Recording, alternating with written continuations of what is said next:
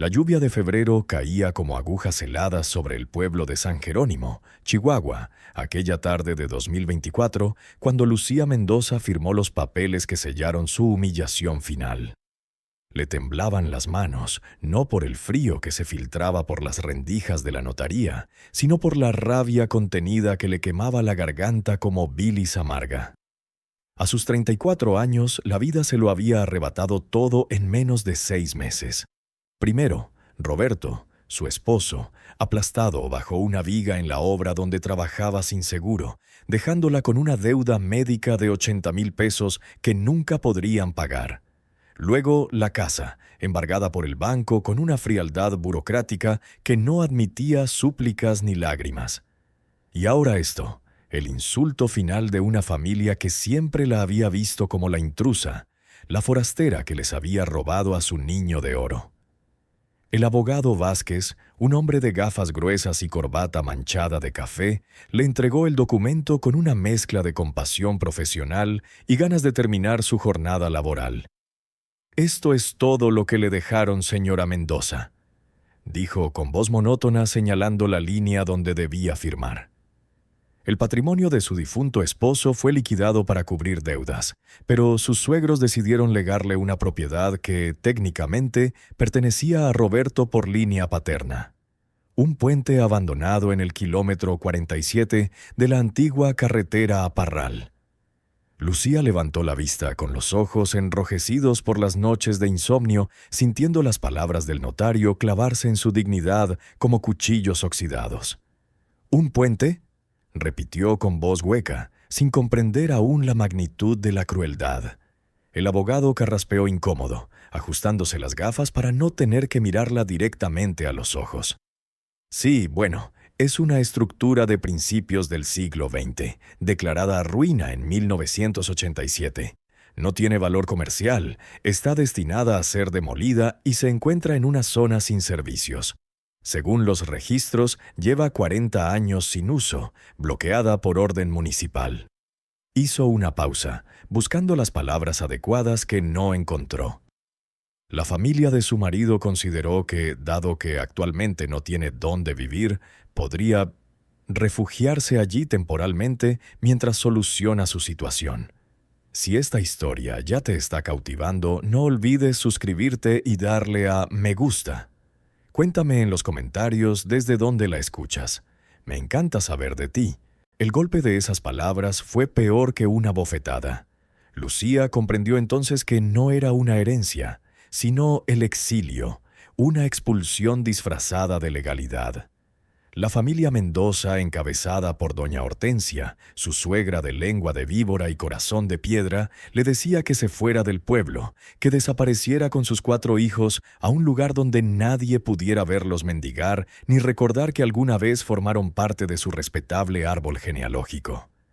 Era una forma elegante de borrarla del mapa, de asegurarse de que la viuda desamparada no fuera una mancha visible en las calles de San Jerónimo.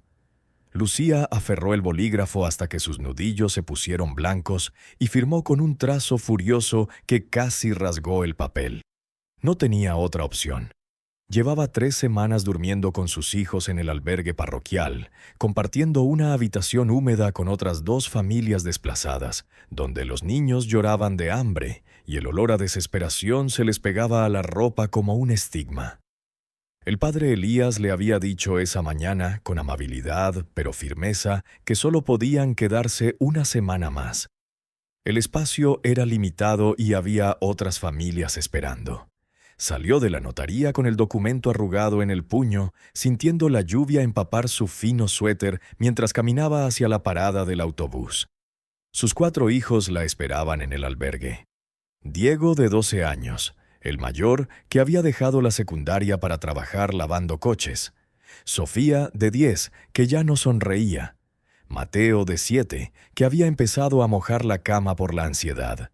Y la pequeña Camila, de 5, que preguntaba cada mañana cuándo volverían a casa, sin entender que ese hogar ya no existía para ellos. Esa noche, mientras los niños dormían hacinados en el colchón común del albergue, Lucía permaneció despierta mirando el techo húmedo y manchado, calculando sus opciones con la frialdad desesperada de quien no tiene nada que perder. Tenía 300 pesos en el bolsillo, 2 mudas de ropa para cada niño metidas en 2 viejas mochilas escolares y ningún familiar dispuesto a ayudarla. Su propia familia había roto vínculos con ella cuando se casó con Roberto contra su voluntad, y ahora la familia de él la trataba como basura que había que echar del pueblo antes de que empezara a apestar. El puente. Un puente en ruinas en medio de la nada.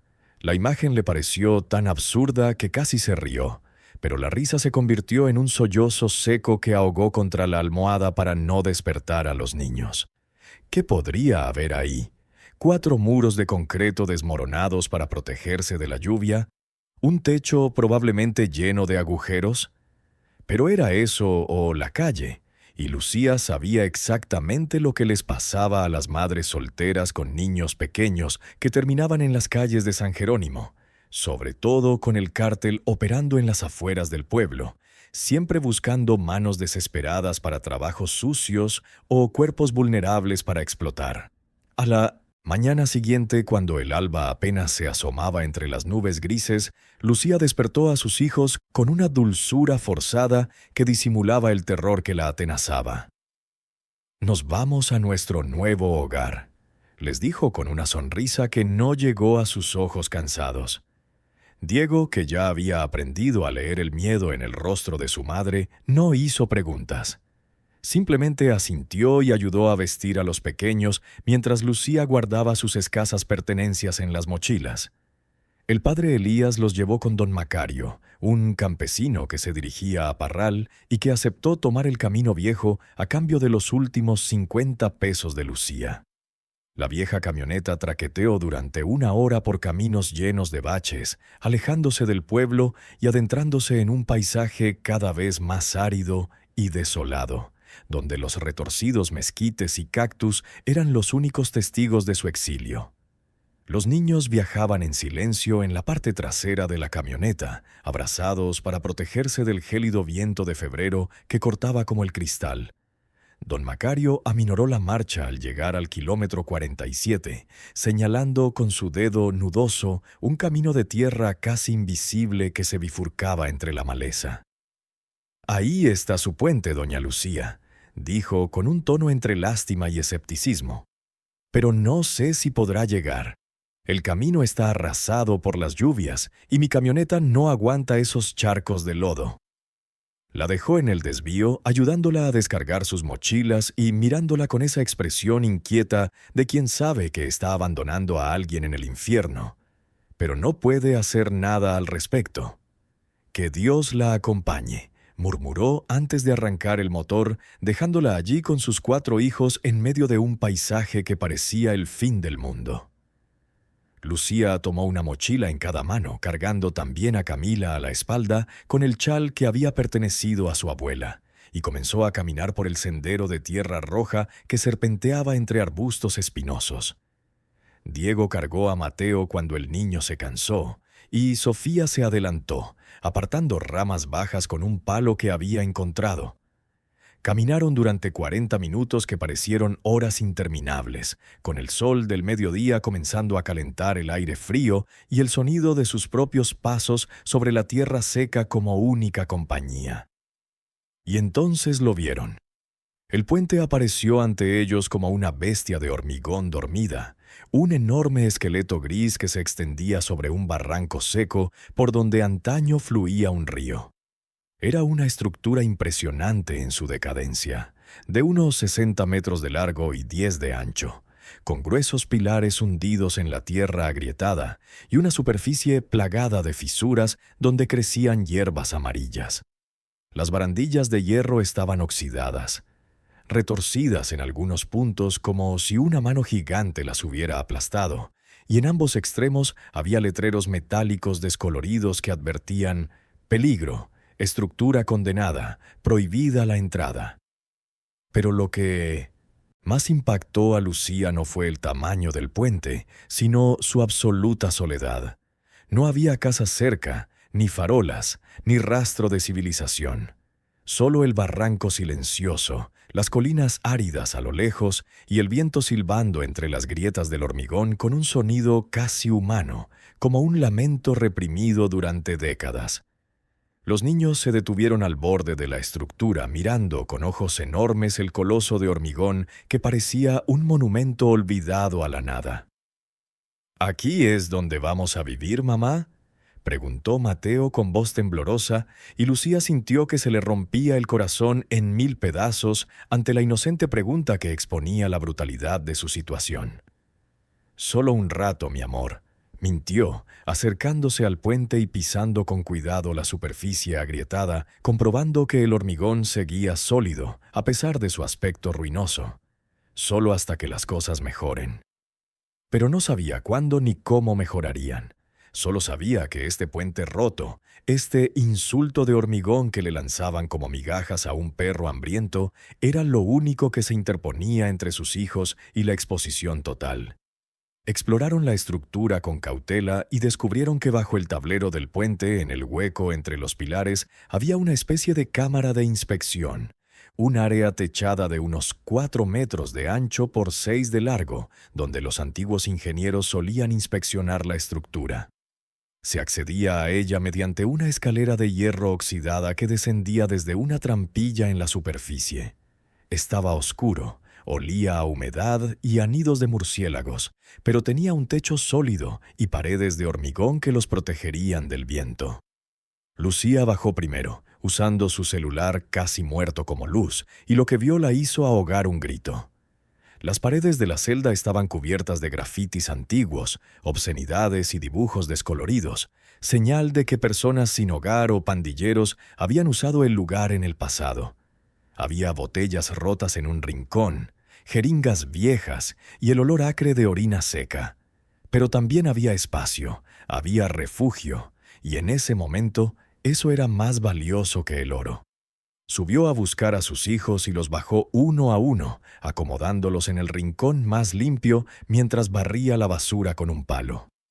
«Vamos a limpiar esto, y será como una casita», les dijo con una alegría fingida que le costó toda su fuerza de voluntad. Diego no dijo nada, pero la miró con una tristeza adulta en sus ojos infantiles, y Lucía supo que él entendía perfectamente que no era una casita. Era una tumba de cemento donde su madre intentaba mantenerlos con vida. Aquella primera noche fue un infierno de ruidos desconocidos y miedo primitivo. El viento hacía vibrar la estructura del puente, produciendo un zumbido profundo y constante que resonaba en las paredes de la cámara. Los murciélagos emergían al anochecer en enjambres negros que hacían gritar a los niños, y el frío de febrero se filtraba por las grietas del hormigón como dedos helados buscando calor. Lucía los acurrucó a todos, cubriéndolos con las pocas mantas que tenían, y pasó la noche despierta, observando las sombras y preguntándose cómo habían llegado a ese punto, cómo una vida que había comenzado con tanto amor y esperanza había terminado en esa cueva de hormigón bajo un puente condenado. Los días siguientes fueron una lucha constante por la supervivencia. Lucía caminó los 3 kilómetros hasta el pueblo más cercano, una aldea llamada La Estación, para comprar tortillas, frijoles y agua embotellada con los pocos pesos que le quedaban. Los lugareños la miraban con una mezcla de curiosidad y desconfianza, murmurando entre ellos sobre la loca del puente que vivía en las ruinas con sus hijos. Una anciana doña Refugio le vendió 5 garrafones de agua a mitad de precio, tras escuchar su historia, y le advirtió en voz baja: «Ese puente tiene historia, querida. Dicen que durante la revolución escondieron cosas ahí abajo. Gente que nunca regresó. Ten cuidado». Lucía les agradeció la advertencia, pero no la tomó en serio. Los fantasmas no la asustaban. Lo que la aterraba era la posibilidad real de que sus hijos se enfermaran sin dinero para un médico, o que el hambre los debilitara tanto que no pudieran seguir adelante. Empezó a limpiar obsesivamente la habitación bajo el puente, fregando las paredes con agua y jabón barato, cubriendo el suelo de tierra con cartones y trapos que encontró tirados en el camino. Improvisó una pequeña estufa con una lata vieja para hacer pequeñas fogatas. ventilando el humo por una grieta natural en el hormigón. Diego encontró trabajo ayudando a un ranchero cercano a pastorear cabras, ganando 50 pesos diarios que entregaba religiosamente a su madre todas las tardes. Y Lucía tuvo que morderse los labios para no llorar cuando vio las manos de su hijo de 12 años, cubiertas de raspones y cortes, trabajando como un hombre para alimentar a sus hermanos. Una tarde, mientras barría el rincón más alejado del sótano, donde nadie había limpiado en décadas, Lucía notó algo extraño en el suelo de hormigón. Una de las losas, justo contra la pared del pilar principal, estaba ligeramente levantada, con un borde irregular que no combinaba con las demás. Al principio pensó que era el desgaste natural del tiempo, pero al acercar la mano sintió una corriente de aire frío que emanaba de la grieta. Un aliento gélido, que olía a confinamiento y a tierra muy vieja. Más por curiosidad que por esperanza, Lucía buscó una barra de hierro que había visto cerca del puente y la insertó en la grieta, usando todo su peso como palanca. La losa se movió con un chirrido de protesta, elevándose unos centímetros y revelando no tierra compactada como esperaba, sino oscuridad absoluta. Un hueco. Una abertura que no debería estar allí. Lucía empujó con más fuerza, sintiendo sus músculos protestar hasta que la losa cedió por completo, deslizándose hacia un lado con un chirrido que resonó por toda la cámara. Los niños que habían estado jugando cerca corrieron asustados a ver qué había pasado. Lucía se arrodilló junto al agujero negro que acababa de abrir, iluminándolo con la luz de su teléfono, y lo que vio la dejó paralizada, con la respiración entrecortada y el corazón latiendo con fuerza en sus costillas como un pájaro enjaulado. No era solo un foso de mantenimiento. Era una escalera de piedra tallada a mano que descendía a las entrañas de la tierra, a un espacio oculto que no aparecía en ningún plano oficial del puente.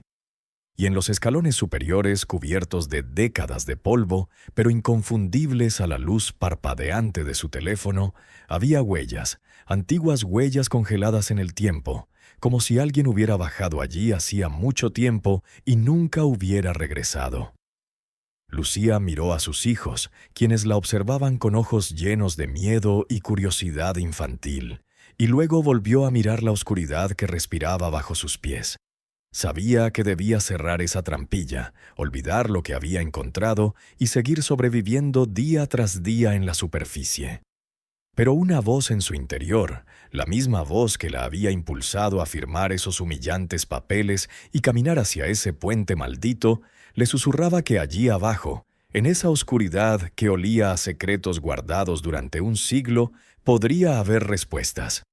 O peligros. O quizás ambos. «Quédense aquí», ordenó a los niños con firmeza. «No se muevan. Mamá baja un momento a ver qué hay».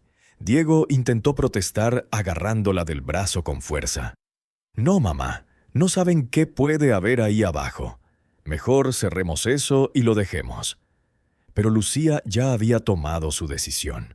Besó la frente de su hijo mayor y comenzó a bajar la escalera de piedra, con su teléfono iluminado a solo unos metros de distancia, adentrándose en las profundidades secretas del puente, donde algo había aguardado en silencio durante más de 100 años. Y con cada escalón que bajaba sentía que el aire se volvía más denso, más cargado de historia y de algo más que aún no podía identificar, pero que le erizaba la piel con una mezcla de terror y anticipación. Lo que Lucía Mendoza estaba a punto de descubrir bajo ese puente roto cambiaría su vida para siempre. Pero primero tendría que sobrevivir a lo que la oscuridad le deparaba. Los escalones de piedra descendían en espiral, tallados con una precisión que delataba manos expertas y un propósito deliberado, no mera ingeniería de mantenimiento. Lucía contó 23 escalones antes de que sus pies tocaran tierra firme, un suelo de tierra compactada que crujió bajo su peso con el sonido de décadas de silencio al ser violadas.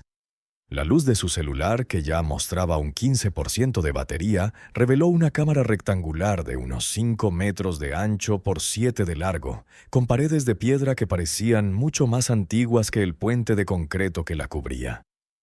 El aire aquí era diferente, denso y seco, con ese olor peculiar a atemporalidad que poseen los lugares sellados durante generaciones. No había humedad ni moho, solo un polvo fino que flotaba en el haz de luz como ceniza suspendida. Las paredes estaban desnudas, sin marcas ni grafitis, lo que significaba que nadie más había encontrado ese espacio en décadas, quizás un siglo. Lucía sintió un escalofrío que no tenía nada que ver con el frío. Recorrió la habitación con la luz parpadeante de su teléfono y entonces lo vio. En el rincón más alejado, alineados contra la pared con una pulcritud militar que había desafiado el paso del tiempo, había unos 20 bultos rectangulares envueltos en lona encerada marrón oscuro, atados con cuerda de cáñamo que se había vuelto quebradiza, pero aún conservaba su forma. Cada bulto medía unos 30 centímetros de largo por 15 de ancho. El tamaño perfecto para... Lucía se acercó lentamente, sintiéndose como en un sueño, con el corazón latiendo tan fuerte que podía oírlo en sus oídos. Se arrodilló ante el bulto más cercano y, con manos temblorosas, desató la cuerda podrida que se desmoronaba entre sus dedos como telarañas. Sin embargo, la lona encerada había cumplido su función. Al abrirla, la tela crujió como papel viejo, revelando su contenido con una lentitud agonizante. Oro, lingotes de oro. No era el amarillo brillante y pulido de las películas.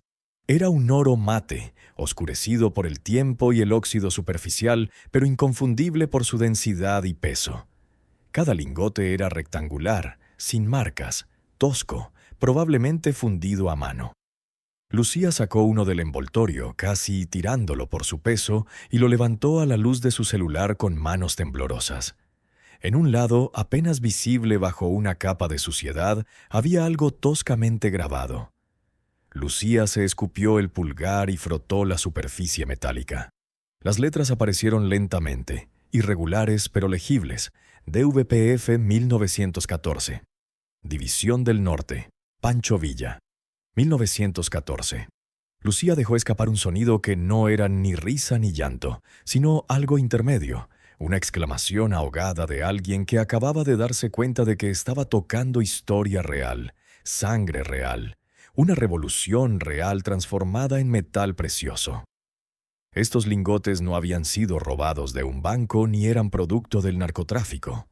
Formaban parte del tesoro revolucionario, el oro que Villa y sus hombres habían sacado de haciendas y trenes federales para financiar la lucha, el oro del que tanto se habla en leyendas y corridos, el oro que supuestamente se había perdido, gastado o enterrado en cientos de lugares diferentes del norte de México.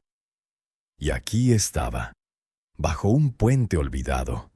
En sus manos, Lucía contó los paquetes rápidamente, calculando mentalmente a pesar de la sorpresa. 20 paquetes. Si cada uno contenía entre 6 y 8 lingotes como el que sostenía, fácilmente estaba hablando de más de 150 lingotes. Al precio actual del oro, incluso fundido de mines y chianto, forma irregular, cada lingote podría valer entre $80,000 y $100,000. 150 lingotes serían 15 millones de dólares. Quizás más. La magnitud de esa cifra la golpeó como un puñetazo en el estómago. Arriba, sus hijos pasaban hambre y frío en una cueva de hormigón, y ella estaba sentada sobre una fortuna que podría comprar 100 casas, alimentar a 1,000 familias y cambiar vidas enteras. Pero en ese mismo instante, esa fortuna también se convirtió en lo más peligroso que jamás había tocado. Porque el oro no desaparece. El oro deja rastros, y si alguien descubriera que la pobre viuda del puente encontró el tesoro perdido de Pancho Villa, no viviría lo suficiente para gastarlo. Lucía volvió a envolver el lingote con manos torpes, atando la lona lo mejor que pudo, y retrocedió hacia las escaleras, sintiendo que le faltaba el aire, como si los muros de piedra se le cerraran encima. Subió los escalones de 2 en 2, saliendo a la cámara de hormigón donde sus 4 hijos la esperaban con rostros de extrema preocupación. «¿Qué pasa ahí abajo, mamá?», preguntó Sofía con los ojos abiertos. «Te oímos hablando sola». Lucía cerró de golpe la trampilla de piedra, arrastrando una de las cajas de cartón que habían usado como suelo, bloqueando por completo la entrada. Se sentó sobre la caja, jadeando, mirando a sus hijos con una intensidad que los asustó. Nada. Mintió con una voz que pretendía sonar informal, pero que salió demasiado aguda. Solo un viejo taller de mantenimiento. Aburridísimo. Herramientas oxidadas y trastos viejos.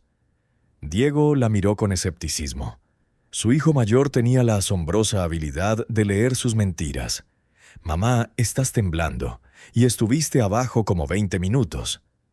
«Estoy bien», interrumpió ella demasiado rápido. «Solo hacía frío ahí abajo. Escuchen, todos, esto es importante». Los reunió a su alrededor tomándoles de la mano. «Nadie, absolutamente nadie puede saber de ese agujero. ¿Entienden? Ni en el pueblo, ni entre sus amigos si hacen amigos, ni siquiera entre ustedes cuando yo no esté. Es nuestro secreto, como un juego. ¿De acuerdo?». Los niños asintieron confundidos pero obedientes, y Lucía sintió una punzada de culpa por hacerlos cómplices de algo que aún no entendían. Pero era necesario, porque esa noche, mientras los niños dormían acurrucados bajo las mantas raídas, Lucía permaneció despierta, tramando cosas. No podía vender el oro. Todavía no. Un solo lingote en el mercado negro levantaría sospechas al instante. Los compradores de oro no preguntaban cuando alguien vendía anillos de boda o cadenas, pero lingotes revolucionarios sin marca, con grabados históricos. Eso era algo completamente distinto. Podrían rastrearla, investigarla, y cuando descubrieran que era una viuda indigente que vivía bajo un puente, irían a por el resto. Y no vendrían con abogados. Lo primero que necesitaba era tiempo. Tiempo para pensar, para descubrir cómo mover ese tesoro sin llamar la atención. Pero mientras tanto tenía que sobrevivir, y para sobrevivir necesitaba hacerse invisible. Necesitaba que el puente pareciera exactamente lo que todos creían. Una ruina sin valor donde una mujer desesperada buscaba refugio por caridad. Durante los siguientes días, Lucía trabajó incansablemente, transformando la habitación bajo el puente en un hogar funcional. Caminaba al pueblo todas las mañanas, comprando solo lo indispensable, actuando como la viuda pobre que todos esperaban. Pero por las tardes, cuando los niños estaban ocupados explorando los alrededores del puente o haciendo tareas en viejos cuadernos que el padre Elías les había enviado, ella bajaba a la habitación secreta. No tocó los paquetes dorados. Solo los miró, contándolos una y otra vez, asegurándose de que no había sido un sueño. Dibujó mapas mentales de cómo estaban ordenados, memorizando cada detalle del espacio por si alguna vez necesitaba moverlo todo rápidamente. Y, sobre todo, pensó. Una tarde, mientras barría la cubierta superior, oyó el sonido de un motor acercándose por el camino de tierra. Lucía se tensó de inmediato y subió rápidamente por la escalera de hierro para asomarse al borde del puente. Era una camioneta Ram negra, nueva y reluciente, completamente fuera de lugar en ese paisaje desolado. Se detuvo al pie del puente y 2 hombres descendieron. Uno era joven, de unos 25 años, vestía una camiseta deportiva ajustada y una gorra de los Yankees, con tatuajes en ambos brazos. El otro era mayor, corpulento, con un bigote espeso y botas vaqueras de cuero exótico. Tenían ese porte relajado pero alerta de hombres acostumbrados a la violencia casual. «Hola, señora», gritó el más joven levantando la mano en un saludo nada amistoso. «Oímos que alguien se mudó al puente. Venimos a conocer al nuevo vecino». Lucía descendió lentamente, con las piernas temblorosas pero la espalda recta. Sabía reconocer a los vigías del cártel cuando los veía. En San Jerónimo, todos sabían quién controlaba el tráfico en esa región. «Buenas tardes», dijo con voz neutra, de pie al borde del puente sin acercarse. No sabía que este lugar tenía dueño. El hombre gordo sonrió, pero su mirada permaneció fría como la de un tiburón. Aquí todo tiene dueño, señora. Solo queríamos asegurarnos de que entendiera las reglas. Este puente está en territorio que vigilamos. No tenemos ningún problema con que se quede aquí. De hecho, nos da pena. Hizo una pausa, dejando que sus palabras fluyeran con determinación. Pero necesitamos saber que no habrá problemas, que es una persona tranquila que no se mete donde no le toca. Soy una viuda con 4 hijos que intenta sobrevivir, respondió Lucía con una humildad forzada, con cada palabra con un sabor a ceniza en la boca. No tengo nada, no busco nada, solo un techo. Perfecto, dijo el joven escupiendo al suelo. Siempre y cuando entiendas que si ves cosas, no viste nada. Si oyes cosas, no oíste nada. Y si alguien pregunta por el puente, solo eres una pobre mujer que vive en las ruinas. ¿Está claro? Lucía asintió sintiendo que el oro bajo sus pies se hacía 1000 veces más pesado con esa conversación. Los hombres se quedaron unos minutos más observando el puente con ojo crítico, pero aparentemente satisfechos de que no hubiera nada de valor allí. Subieron a su camioneta y se marcharon, dejando un rastro de polvo y una amenaza implícita. Esa noche Lucía no pegó ojo. Había entendido el mensaje a la perfección. El cártel probablemente usaba ese viejo camino para transportarse, pues querían mantenerlo alejado de la carretera federal. Su presencia allí era tolerada siempre que no causaran problemas, pero si descubrían el oro, la matarían a ella y a sus hijos sin pensarlo 2 veces y se llevarían el tesoro para financiar sus operaciones. Necesitaba un plan más sólido, y lo necesitaba pronto. La respuesta llegó de la forma más inesperada, envuelta en un huipil bordado y con aroma a hierbas medicinales. Doña Refugio, la anciana del pueblo que le había vendido agua barata, apareció una tarde caminando lentamente por el sendero hacia el puente, con una cesta cubierta con un paño de algodón. Lucía la vio venir de lejos y sintió una punzada de alarma.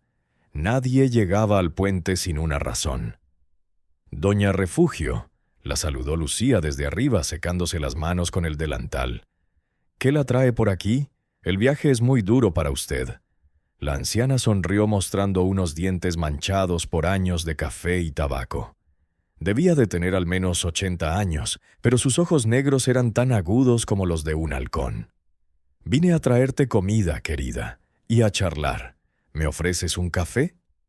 Lucía no pudo negarle la entrada sin parecer grosera o sospechosa, así que la ayudó a bajar por la escalera de hierro hasta la cámara de cemento, donde los niños hacían sus tareas.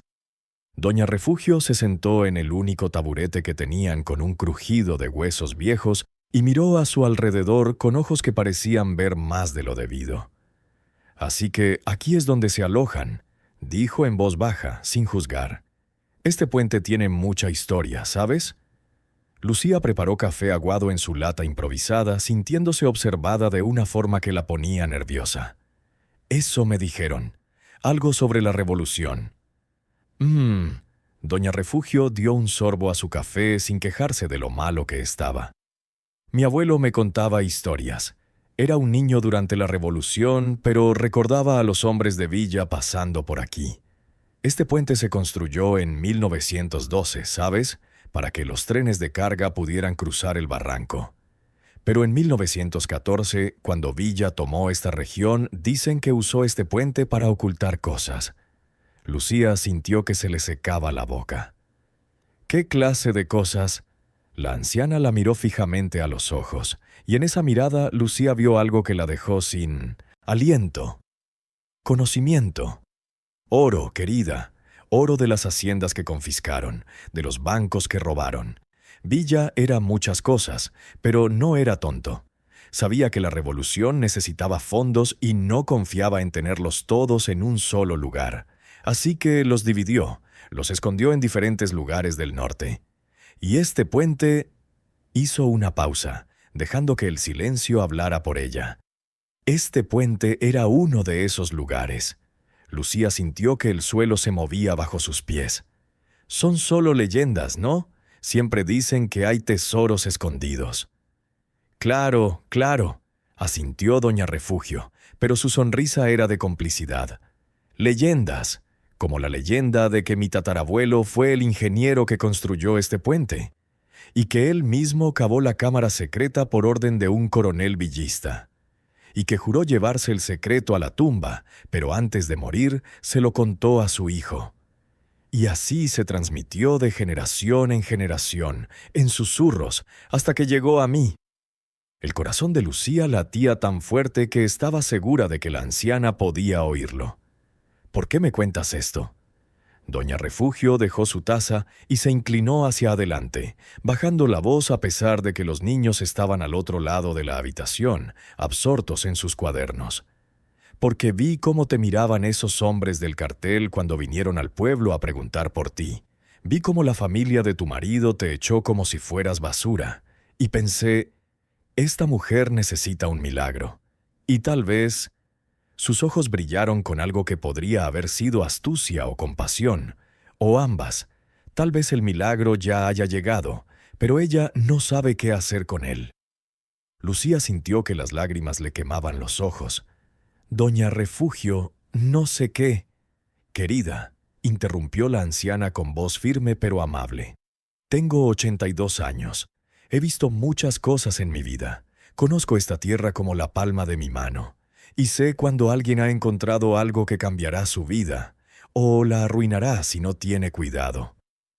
Se levantó con esfuerzo, alisándose la falda bordada. No tienes que decirme nada, pero si alguna vez necesitas ayuda, ayuda de verdad, ven a verme. Mi casa es la azul con el jardín de bugambillas, en la esquina de la plaza. Y recuerda esto. El oro que duerme bajo tierra no es de nadie hasta que alguien con valor lo reclame.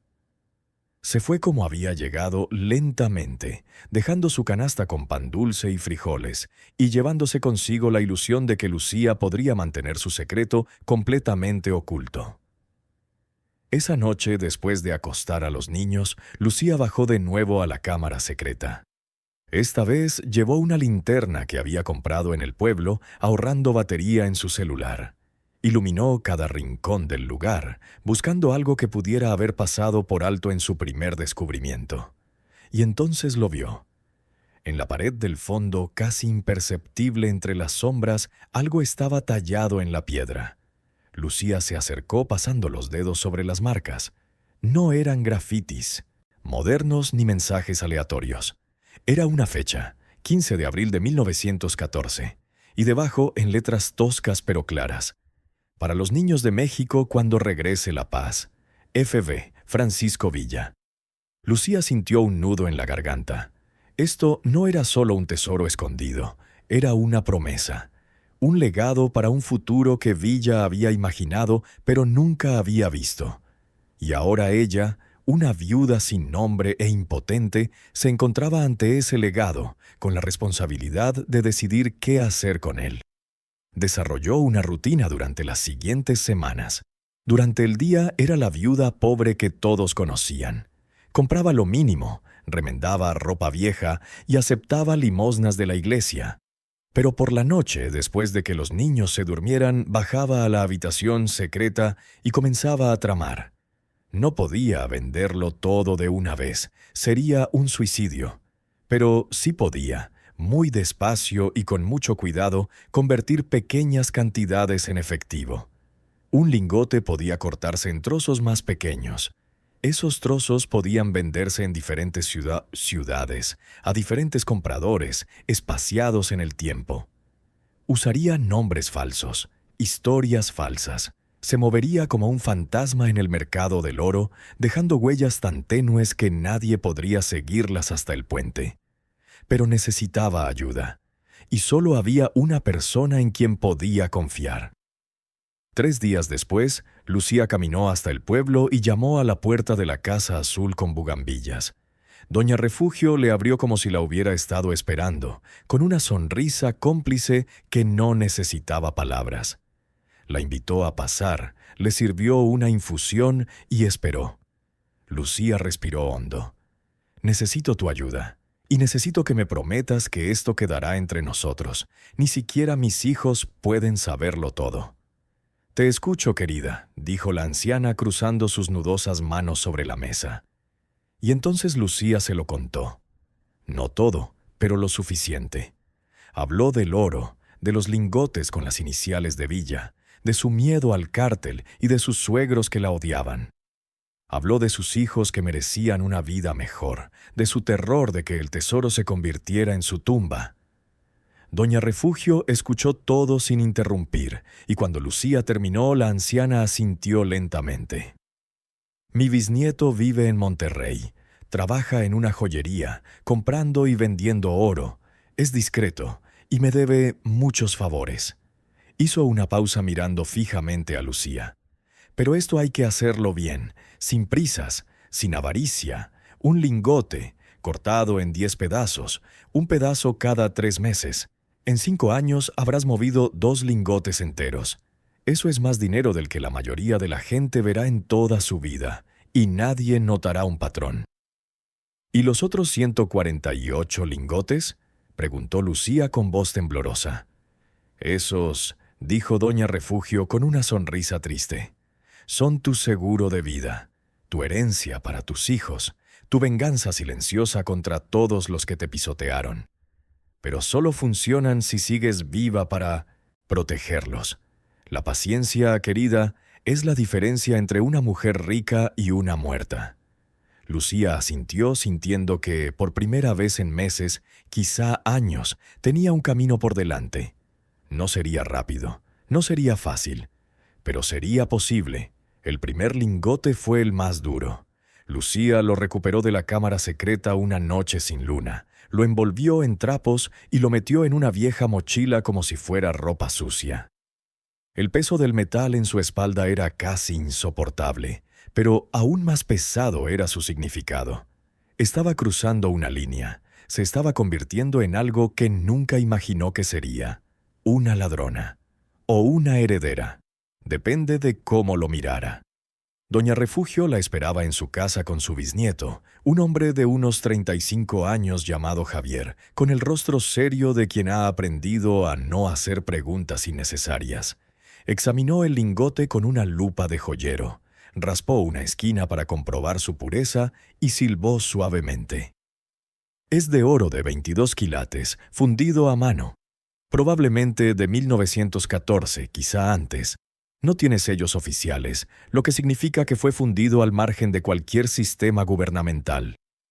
Miró a Lucía con renovado respeto. «¿Tienes más de estos?». «Eso no importa», intervino doña Refugio con firmeza. «Lo que importa es que esto se corte en 10 partes iguales, cada una lo suficientemente pequeña como para venderla sin levantar sospechas. Y que esa se venda cada 3 meses, en diferentes ciudades». Javier asintió tomando medidas y haciendo cálculos.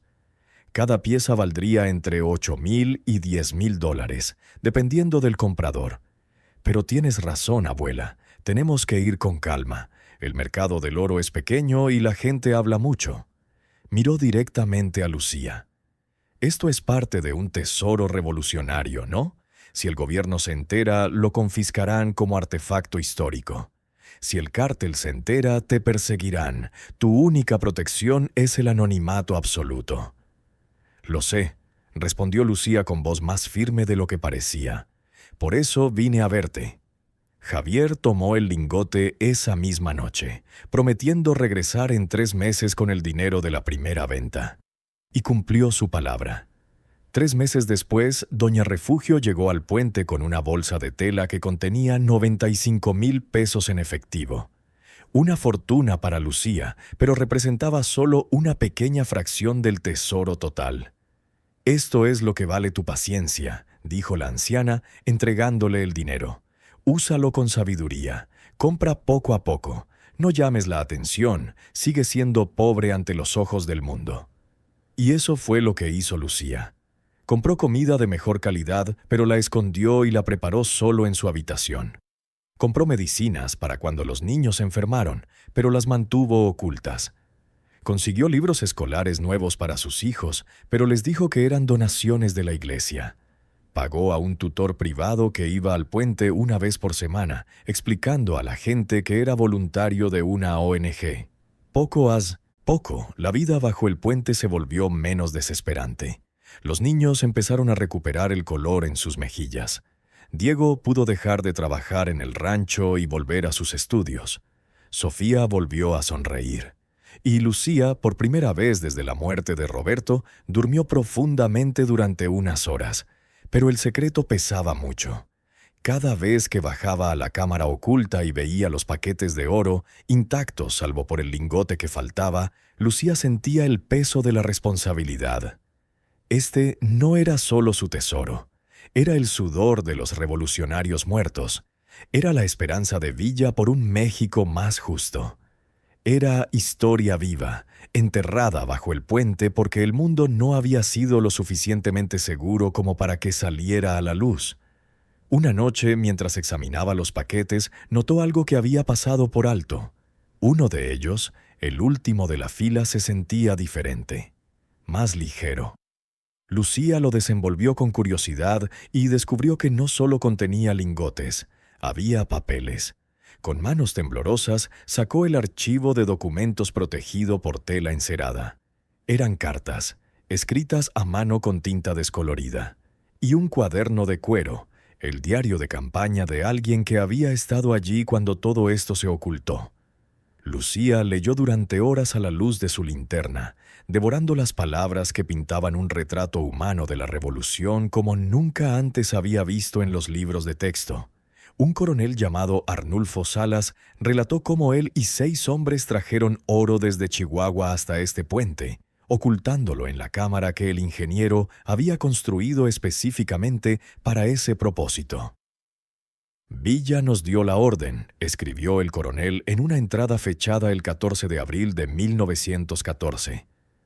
Este oro no es para nosotros, es para el México del futuro, para cuando ganemos la guerra y necesitemos reconstruirla, o para cuando la perdamos y alguien tenga que continuar la lucha. Cada lingote lleva el sudor de los campesinos que se alzaron contra la injusticia. No puede caer en las manos equivocadas. La última anotación del diario databa del 16 de abril de 1914. Mañana regresamos al frente.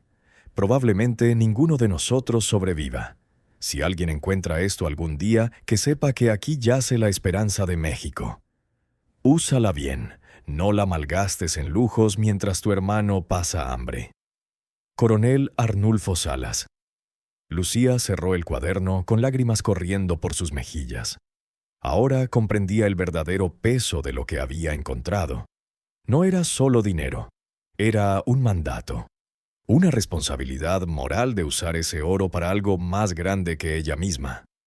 Y en ese momento, sentada en la oscuridad con el diario de un hombre que había muerto hacía más de 100 años, Lucía Mendoza tomó una decisión que cambiaría no solo su vida, sino la vida de muchos otros. No iba a ser solo una mujer rica que escondía su fortuna. Iba a ser lo que el coronel Salas había imaginado. Una guardiana del legado, que usaría el oro para construir la Villa México soñada. Un lugar donde las viudas no terminaran en puentes rotos, ni los niños trabajaran en lugar de estudiar. Pero primero tenía que asegurarse de que su familia sobreviviera, porque las amenazas no habían desaparecido. De hecho, estaban a punto de volverse mucho más peligrosas. Porque allá arriba, en el mundo de arriba, la familia Mendoza había empezado a hacer preguntas. Y el cártel había notado que la viuda del puente parecía menos desesperada últimamente. Y cuando los depredadores sienten que su presa tiene algo de valor, comienza la caza. Él sabe cómo mover cosas pesadas sin hacer ruido. Lucía asintió y los condujo a la trampilla oculta. Habían planeado hacerlo lo más rápido posible. Cargar todo el oro posible en el camión, llevarlo a un lugar seguro y dejar el puente aparentemente vacío para cuando llegara la inspección el jueves.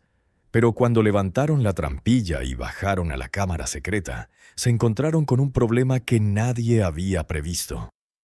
El agua había comenzado a filtrarse. No mucho, solo unos centímetros en el suelo de la cámara, pero suficiente para empapar varios de los fardos de lona que contenían el oro. Y en el rincón más alejado, visible ahora a la luz de la linterna, había una grieta en la pared de hormigón. Una grieta que no estaba allí hacía una semana. «La presa», murmuró Tomás con voz tensa. «Liberaron agua la semana pasada para mantenimiento. La presión debió abrir viejas grietas en la estructura». Mario, el sobrino y exsoldado, examinó la grieta con manos expertas. «Esto va a empeorar. Si vuelve a salir agua, toda esta cámara podría inundarse. O peor aún, la pared podría derrumbarse por completo». Lucía sintió que el pánico le subía a la garganta. No solo tenían que mover el oro antes de la inspección del jueves, sino que tenían que hacerlo antes de que la propia estructura se derrumbara bajo sus pies. «¿Cuánto podemos llevar esta noche?», preguntó, intentando sonar firme con la voz. Tomás hizo cálculos mentales rápidos. «El camión puede cargar unos 800 kilos sin levantar sospechas si nos detienen en un control. Pero aquí hay...» Miró los paquetes apilados. «Fácilmente 2 toneladas, quizás más». «Entonces necesitamos 2 viajes», dijo Esperanza. «Esta noche y mañana». «3 viajes es más seguro», replicó Mario. «Con cargas más ligeras, el camión corre menos riesgo de quedarse atascado en el camino de tierra. Pero eso significa 3 noches, y dijiste que no tenemos 3 noches». Permanecieron en silencio. El goteo del agua era el único sonido en la fría y húmeda cámara. Cada segundo que pasaban allí era un segundo en el que podían ser descubiertos. Fue Graciela quien tuvo la idea. «¿Y si no nos llevamos todo? ¿Y si solo nos llevamos lo suficiente para que Lucía y los niños puedan empezar de cero en otro lugar y dejar el resto atrás?» «¿Dejar el resto?», repitió Lucía confundida. «Piénsenlo», continuó Graciela con los ojos brillantes. «Si el investigador encuentra oro, doña Hortensia gana. Si el cártel encuentra oro, todos morimos. Pero, ¿qué pasa si nadie encuentra nada porque no queda nada por encontrar, salvo quizás 1 o 2 lingotes estratégicamente colocados en un lugar obvio?» Tomás lo entendió al instante. «Un sacrificio. Dejamos suficiente oro para que lo encuentren, pero no en la cámara secreta. Lo dejamos en un lugar fácilmente detectable por radar. Satisface su curiosidad, confirma los rumores lo suficiente como para que dejen de buscar, pero no es suficiente para que valga la pena luchar legalmente», concluyó Esperanza. «Quizás 5 o 6 lingotes. Suficiente para causar revuelo, pero no para financiar años de batallas judiciales». Lucía procesó la idea. Era brillante en su simplicidad.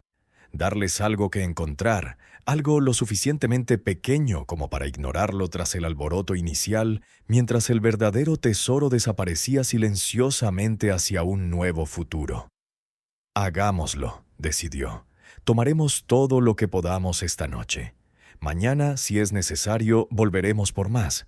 Y el miércoles temprano, antes del amanecer, colocaremos 6 lingotes en una de las cámaras de inspección superiores, donde el radar los detectará.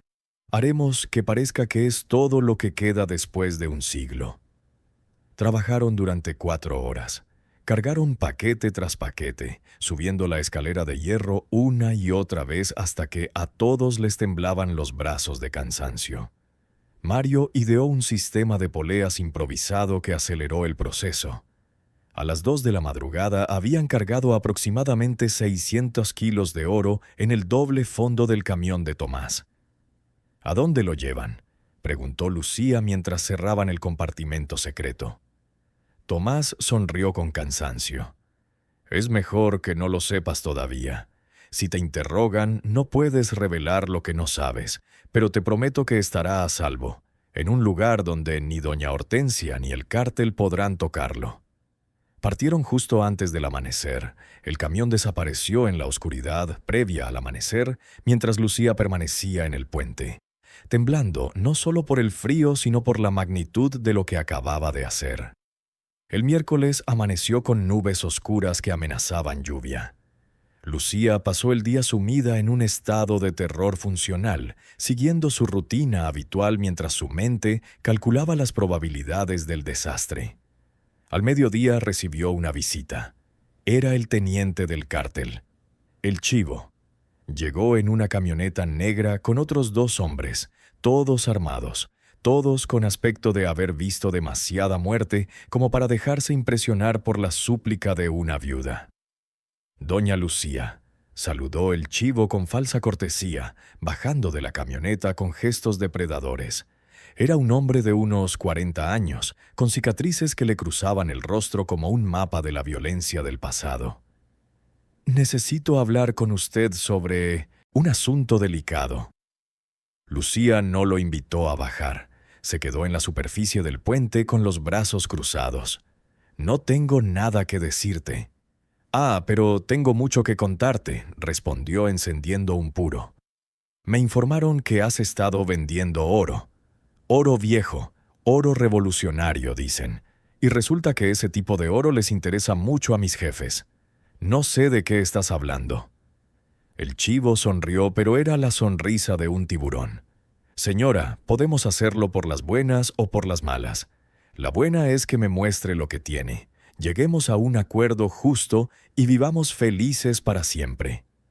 La mala...» Dejó que sus hombres pusieran las manos en las pistolas.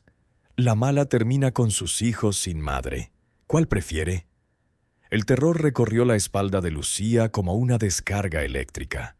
Pero algo en su miedo se había transformado en los últimos meses.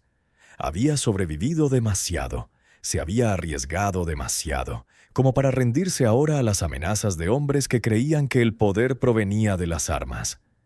«Pueden registrar el puente si quieren», dijo con firmeza.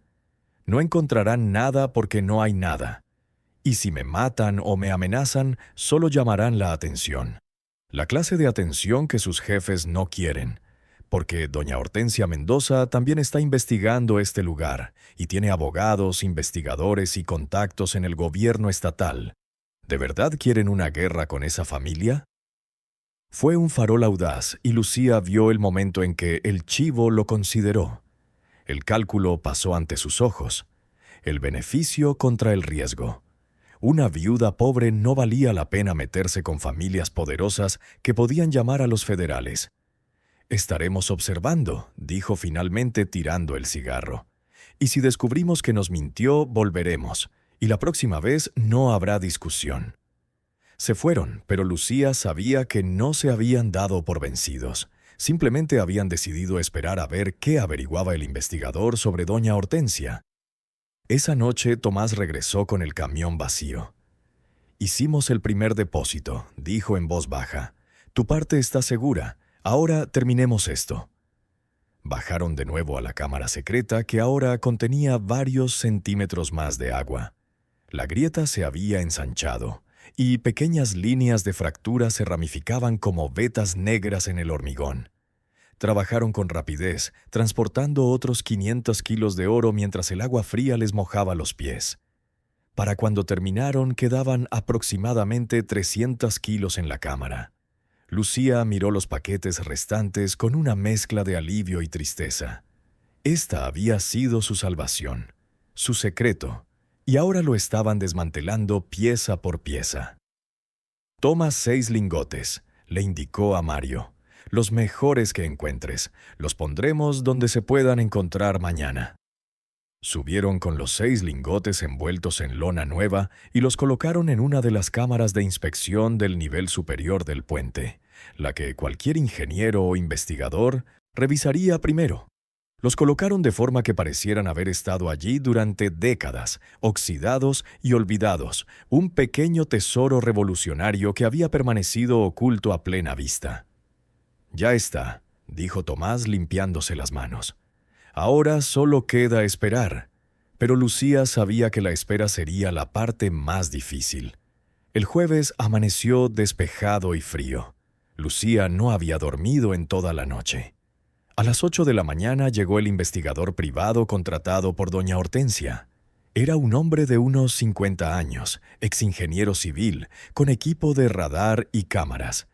Iba acompañado de la propia doña Hortensia y sus 2 abogados, claramente con la esperanza de un momento de triunfo. «Buenos días, Lucía», dijo doña Hortensia con una dulzura venenosa. «Espero que no te importe que hayamos traído ayuda profesional. Solo queremos asegurarnos de que esta propiedad familiar esté bien cuidada». Lucía no respondió. Simplemente se hizo a un lado y los dejó pasar. Pasaron 3 horas inspeccionando el puente. El investigador usó un georradar en cada centímetro de la estructura, tomó fotografías y tomó notas. Lucía observaba desde lejos, con el corazón latiendo tan fuerte que estaba segura de que todos podían oírlo. Finalmente, a las 11 de la mañana se escuchó un grito de emoción. «¡Aquí! ¡Hay algo aquí!». El investigador había encontrado los 6 lingotes en la cámara de inspección superior. Los sacó uno a uno, limpiándolos con trapos, y los ojos de doña Hortensia brillaron con una codicia que no pudo ocultar. «Oro revolucionario», confirmó el investigador al examinar las marcas. «Auténtico, probablemente de 1916, a juzgar por su composición. 6 lingotes de aproximadamente 12 kilos cada uno. Valor de mercado actual, cerca de $900,000. Doña Hortensia se volvió hacia Lucía con expresión triunfal. «¿Ves? Sabía que algo había ahí. Este oro forma parte del patrimonio histórico de nuestra familia. Vamos a iniciar acciones legales de inmediato». Pero entonces el investigador continuó. «Sin embargo, necesito decirles algo más. Escaneen toda la estructura, cada centímetro, y esto es todo lo que hay. No hay cámaras ocultas, ni tesoros ocultos. Solo estos 6 lingotes que probablemente se olvidaron aquí durante la construcción o poco después». La expresión de doña Hortensia pasó del triunfo a la confusión y luego a la ira. «¿Eso es todo? ¿Estás segura?» «Totalmente. El radar no miente. Esta estructura es de hormigón macizo con cámaras de inspección estándar. Si hubiera habido más oro, lo habríamos encontrado». Uno de los abogados intervino rápidamente. «Señora Mendoza, $900,000 sigue siendo una cantidad considerable. Podemos proceder con...» «¿Proceder con qué?», interrumpió el investigador con profesionalidad. «Según la Ley de Patrimonio Histórico, estos lingotes deben reportarse al INAH, Instituto Nacional de Antropología e Historia. Serán evaluados, probablemente declarados Patrimonio Nacional, y la señora Lucía recibirá una compensación del gobierno. Quizás el 10% de su valor, como máximo». $90,000, espetó doña Hortensia. Después de todos estos meses de investigación, después de todo el dinero gastado en abogados, el investigador se encogió de hombros. «Es la ley, y, francamente, señora, con esa cantidad, los costos legales de luchar por una parte mayor probablemente superarían cualquier ganancia». Lucía observó cómo la realidad se cernía sobre su suegra. Probablemente había gastado $50,000 o más en investigadores y abogados, siguiendo rumores millonarios, solo para encontrar migajas por las que ni siquiera valía la pena luchar. Doña Hortensia la miró con ojos llenos de veneno. «Esto no termina aquí». Pero todos sabían que lo era. Se había acabado. El misterio se había resuelto. El tesoro se había encontrado. Y no había sido lo suficientemente grande como para justificar más guerra. Partieron 2 horas después, con los 6 lingotes que el investigador llevó para informar al INAH, Instituto Nacional de Antropología e Historia, como lo exige la ley. Lucía permaneció de pie en el puente vacío, temblando de alivio, como quien acaba de esquivar una bala. Esa noche Tomás llegó con noticias. El cártel descubrió lo que encontraron. El chivo vino a preguntarme si sabía algo más. Le dije que no, que al parecer todo el pueblo se había emocionado por nada. Una historia exagerada durante décadas hasta convertirse en leyenda, cuando la realidad eran solo 6 lingotes olvidados. ¿Le creyó? No del todo. Pero sin pruebas de más oro no tiene motivos para presionarte. No se arriesgará a llamar la atención de las autoridades por una viuda pobre que ya ha sido investigada profesionalmente y se ha descubierto que no tiene nada. Lucía cerró los ojos, sintiendo lágrimas de alivio correr por sus mejillas. Entonces, ¿se acabó? ¿De verdad se acabó? Tomás le puso una mano reconfortante en el hombro. La parte peligrosa, sí. Ahora viene lo difícil, decidir qué hacer con tu futuro. Y Lucía sabía que esa era una pregunta que solo ella podía responder. Pero por primera vez en meses, quizás en años, pudo responderla con libertad. Si esta historia te tiene al borde del asiento, asegúrate de suscribirte y activar las notificaciones para no perderte ninguna historia como esta. Tu apoyo significa todo para mí. La carta llegó un martes por la mañana, entregada por el mismo cartero que solía pasar de largo frente al puente como si no existiera. Ahora se detuvo, la saludó respetuosamente y le entregó el correo directamente a Lucía. Era del INAH, Instituto Nacional de Antropología e Historia. Se había tramitado la compensación oficial por los 6 lingotes de oro revolucionarios, 85,000 pesos, depositados en su cuenta bancaria recién abierta. Dinero oficial y legal, lo que explicaba perfectamente por qué una viuda pobre podía ahora permitirse ciertos lujos modestos. Lucía guardó la carta y miró alrededor del puente. Ya no vivían allí.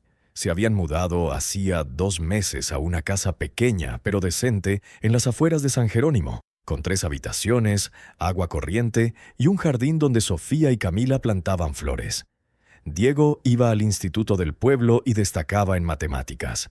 Mateo, completamente recuperado de su neumonía, corría y jugaba como cualquier niño de 7 años. El puente ahora estaba vacío, una estructura silenciosa sobre el barranco, guardando secretos conocidos solo por unos pocos. Mario y Tomás habían sellado la cámara secreta inundada con hormigón fresco, convirtiéndola en nada más que hormigón sólido. Cualquier investigación futura no encontraría nada, porque no había nada que encontrar. Pero el verdadero oro, el verdadero tesoro de Pancho Villa, estaba esparcido en lugares seguros que Lucía visitaba una vez al mes. Parte estaba enterrada en el rancho abandonado de la familia de Tomás. Otra parte estaba escondida en el sótano de la casa de Doña Refugio, quien había fallecido en paz mientras dormía 3 meses antes, dejándole todo a Lucía en un testamento que nadie cuestionó. Y otra parte había sido convertida en efectivo y depositada en cuentas bancarias en Monterrey, pequeñas cantidades en varios bancos que nunca levantaron sospechas. Las 8 mujeres que la ayudaron también recibieron su parte. No una fortuna que llamaría la atención, pero sí suficiente para cambiarles la vida. Esperanza abrió una tienda de comestibles. Rosa pudo pagar la universidad de su hija. Mónica compró su propia casa por primera vez en 50 años. Pequeñas victorias que se sintieron como revoluciones personales. Tomás había usado su parte para ampliar su taller, contratando a jóvenes del pueblo que, de otro modo, habrían tenido que emigrar a las ciudades en busca de trabajo. Villa quería justicia para la gente común. Le había dicho a Lucía: «Creo que le alegraría saber que su oro por fin está logrando precisamente eso». Doña Hortensia nunca supo la verdad. Seguía viviendo en su mansión de San Jerónimo, amargada por la investigación fallida que tanto le había costado y tampoco había dado. De vez en cuando miraba a Lucía con recelo cuando se cruzaban en el pueblo, pero sin pruebas, la sospecha no era más que aire envenenado. El cártel también había perdido interés. El Cusca. Chivo había sido transferido a otra región y los nuevos lugartenientes tenían preocupaciones más apremiantes que los rumores desmentidos sobre una viuda que resultó no tener nada de valor. Lucía caminó hasta el borde del puente ese día, contemplando el barranco donde el río fluía apaciblemente.